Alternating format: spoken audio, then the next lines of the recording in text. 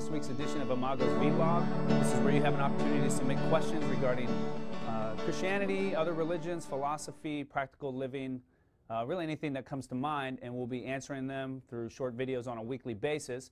My name is Donovan, pastor for preaching at Imago Christi Church, and really glad to have you here. The question for this week reads as follows. I think I'm beginning to better understand what this verse means. Galatians 5:4. Christ is become of no effect to you. Whoever of you are justified by the law, you are fallen from grace. Let me repeat that verse. Galatians 5:4. Christ is becoming of no effect to you. Whoever of you are justified by the law, you are fallen from grace. In other words, the verse is saying that there's a group of people who are justified by the law. To those people, Christ is of no effect to them. It's irrelevant. He's not a help to them, right? They've fallen from grace. So he's contrasting law and grace. There's a way you can relate to God, be justified, be found acceptable, be welcomed, and it can either be by law or by grace. And if your justification, your acceptance before God is through the law, grace, or Christ, is of no effect to you. This is just a quick exposition of the verse, and the question continues, but would you mind giving me your take on it and clarifying the law? I am seeing the story of the prodigal son and the good son as being who has been referred to here, and unfortunately, I wear his shoes more times than not. So actually, it seems like this person really actually gets the verse and just wants maybe a little more explanation. Here's the deal. God exists, He's holy, and He makes us, He wants us to be like Him.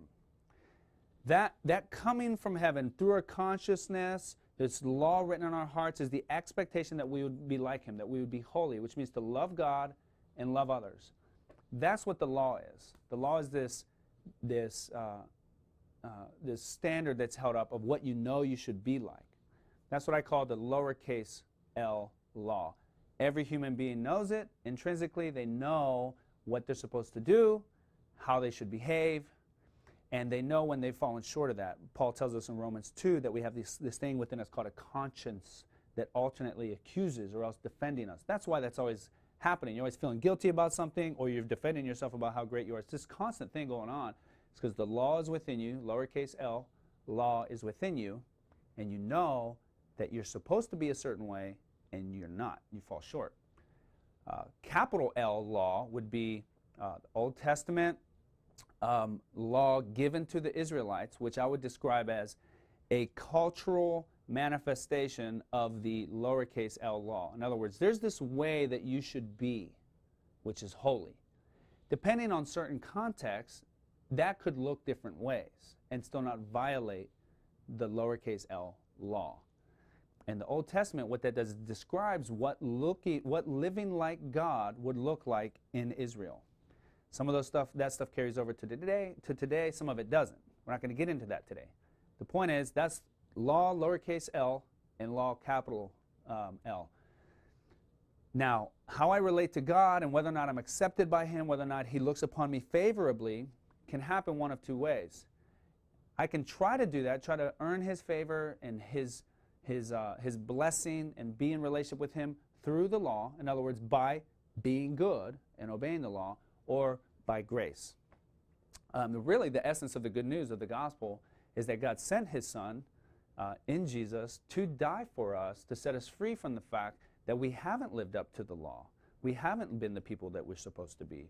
Christ came and lived the life we should have lived, died the death we should have died, and because of that, we can now relate to God through grace, which is forgiveness. And God looks upon us, if we believe in Jesus and say, yeah, He died, He took the punishment I deserve, I get the life He deserves, I believe you're good enough to do that for me, and thank you. We are now justified. We are now accepted, even though we've fallen short of the law. That's called forgiveness. And I can relate to God by grace.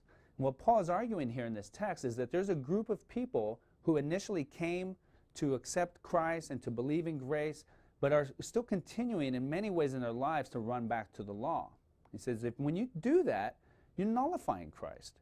You're making him of no effect. You're falling from grace. Now, I don't believe he's saying that you lose your salvation. That's a whole other issue. But what he's saying is that you functionally do this every day in your life.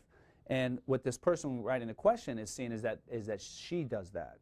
And we all do it. In reality is that even though I believe at one level Christ is my Savior, my acceptance before God comes my acceptance before God comes from the fact that he lived and died for me, and it's all of grace. And now I'm free. I can succeed at things, I can fail at things, but my position before God does not change. A lot of times we forget that, and it drifts back into the background, gets put on the shelf, and we go back to functioning religiously, which means that how I feel about myself and how God feels about me, at least in my perception, and how I go about winning other people's approval is actually by performance. I'm trying to be a good person.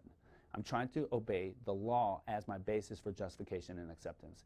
And that can play out in parenting and work and tons of relationships and contexts. And the fruit of that is that you can tell you're operating that way because you experience pride and despair. When you don't do well, you despair. When you do well, you feel proud of yourself. It means you're being justified by the law. And the call for the Christian, and what we're trying to do at Imago Christi, is to remain gospel-centered, which means that we don't just preach the gospel one time, people get saved, and you're like, okay, now move on to religion and function as a moralist. No, we say, we know we have this tendency to drift and become like the elder brother in the prodigal son story who was proud of himself because he didn't run away, and he says, you owe me. And the reality is, in that parable, he didn't get into the party. He didn't make it to the party because of his pride. And we need to constantly be battling that. So the way we battle that at Imago is constantly reminding each other of the gospel and the good news of grace and calling each other off of that drift, because we know we're constantly drifting toward this self-justification, towards this trying to relate to God and to each other through performance rather than out of grace. So all that to say, I'm glad that you are seeing in the verse really that it talks about one of your main tendencies, and my encouragement for you is Christ died once for all. There is therefore now no condemnation for those who are in Christ.